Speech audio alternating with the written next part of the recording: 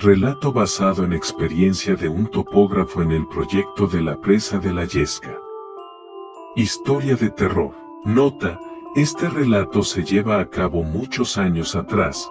Es importante señalar este aspecto debido a que quien cuenta la historia hoy en día ya es bastante viejo. Varias partes del relato fueron proporcionadas por su esposa y familiares. Les voy a compartir una mala experiencia por la que pasamos unos compañeros de trabajo y yo cuando fuimos a trabajar a Ostotipaquillo por parte de una empresa para un proyecto que se desarrollaría muchos años después. Más aún creo que es necesario ponerlos antes en contexto con una situación por la que vivió mi esposa cuando vivía en el antiguo poblado de Ostotipaquillo y no la pasó nada bien. En el trabajo que tenía en ese entonces se daba la oportunidad de salir comisionado a diferentes puntos de México, y esa vez me habían dicho que saldría de viaje al poblado de Ostotipaquillo en Jalisco.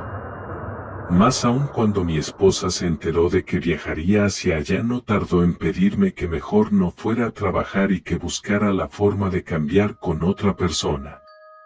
A mí no me parecía una mala idea, al contrario, me entusiasmaba mucho conocer nuevos lugares. Pero al poco tiempo me enteré que varios de mis compañeros optaron por cambiar su comisión a otro lado. Siendo honesto, ya estaba algo preocupado. Ya había escuchado historias de aquel poblado, pero no una igual que la que mi esposa me contó antes de que saliera de viaje, la cual en su momento me pareció exagerada. Pero cuando me tocó vivir en carne propia una experiencia similar, mi forma de pensar sobre aquel lugar cambió completamente.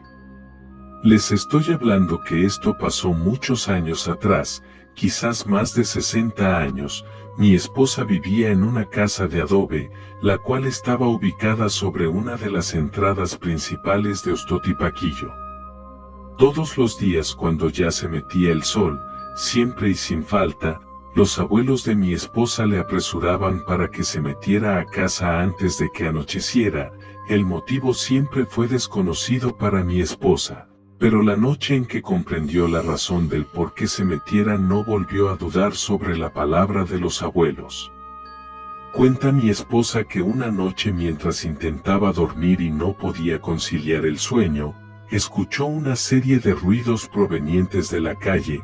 Toda la familia se encontraba dormida en casa, pero el cuarto de mi esposa era el más cercano a la sala y la puerta principal.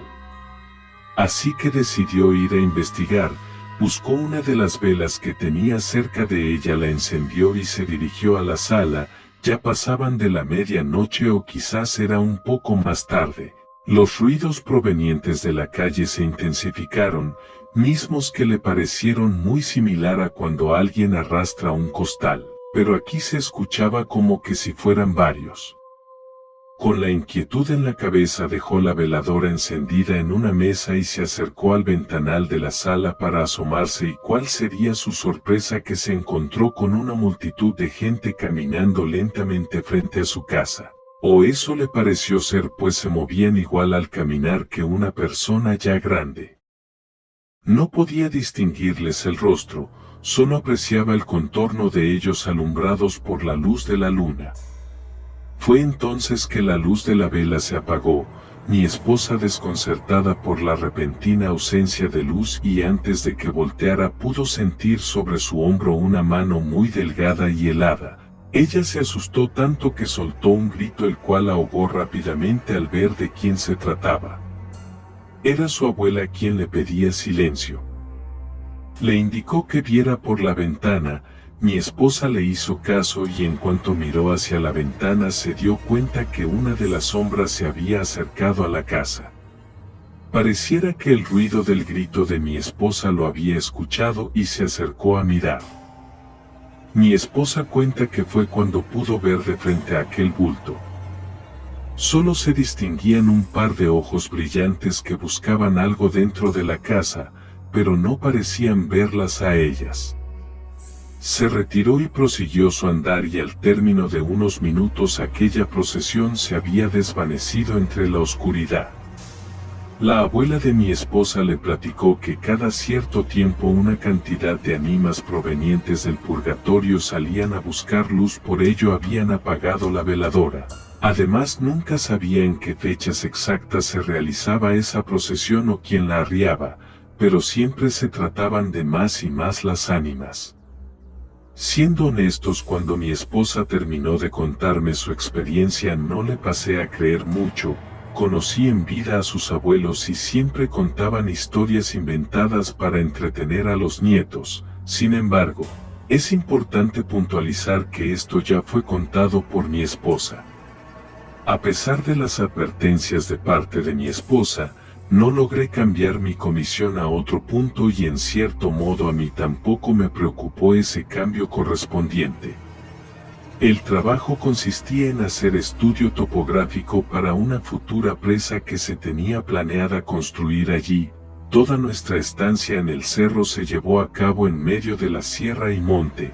Dormíamos en casas de acampar y con solo la luz de la luna y la fogata que hacíamos era la cobija que usábamos por la noche. Y en toda nuestra estadía en ese lugar no tuvimos ninguna señal de algo anormal, pero llegando el último día de trabajo todo cambió. Uno de mis compañeros había improvisado un baño al otro lado de donde acampábamos. Ya era tarde y por regla general si alguien quería ir al baño tenía que ir acompañado para que uno vigilara por si se acercaba algún animal para asustarlo, distraerlo o en el peor de los casos decirle al otro que se apresure porque podía ser un animal más grande. A mí me tocó acompañar a uno de mis compañeros, y mientras él hacía sus necesidades yo estaba alumbrando hacia lo más oscuro del monte. Fue cuando pude observar a no muy lejos de donde nos encontrábamos una serie de luces que titilaban. Estas parecían estar avanzando lentamente entre los árboles. Apunté con la lámpara para tratar de distinguir qué era lo que provocaba aquello, pero la luz de la lámpara no alcanzaba. Mi compañero se acercó hasta donde yo me encontraba y le pregunté si tenía alguna idea de lo que había allá a lo lejos.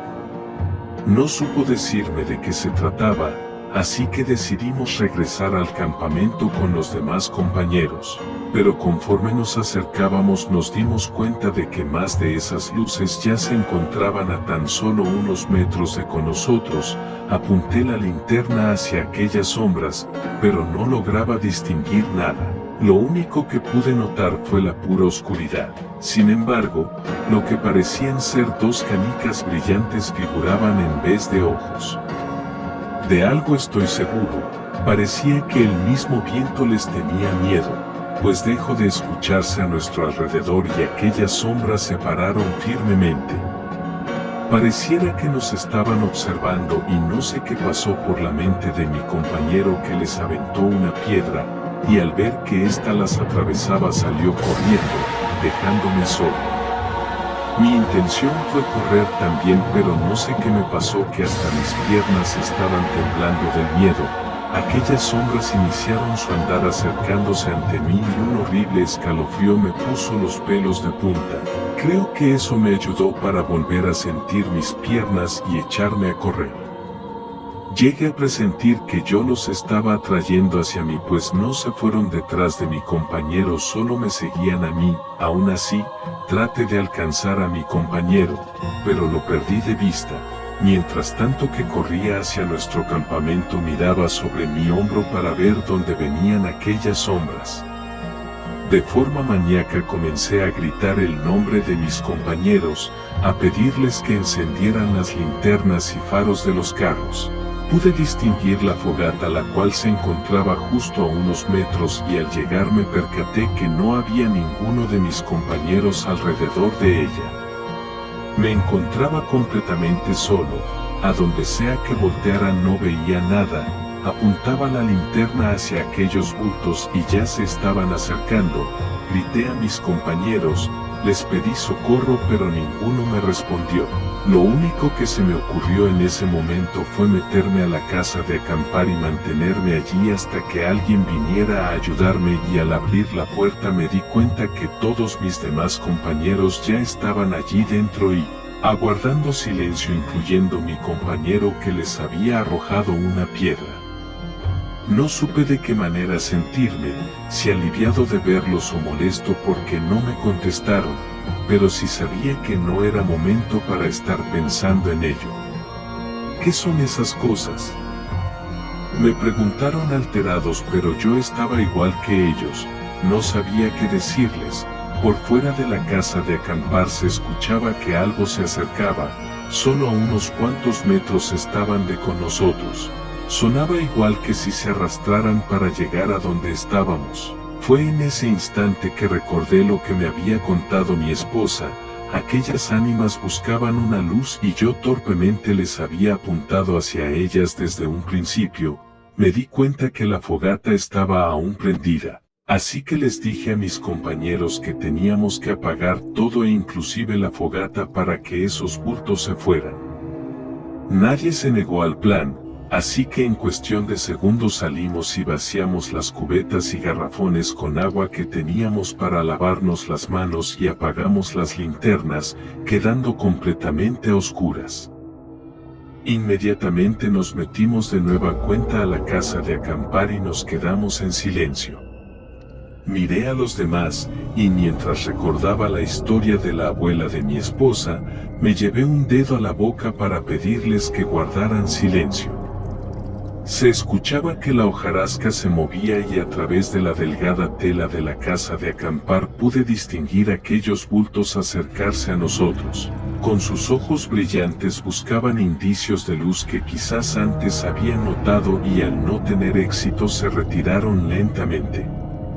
Nos quedamos pasmados durante varios minutos, quizás un par de horas pasaron y nadie hacía nada o decía algo.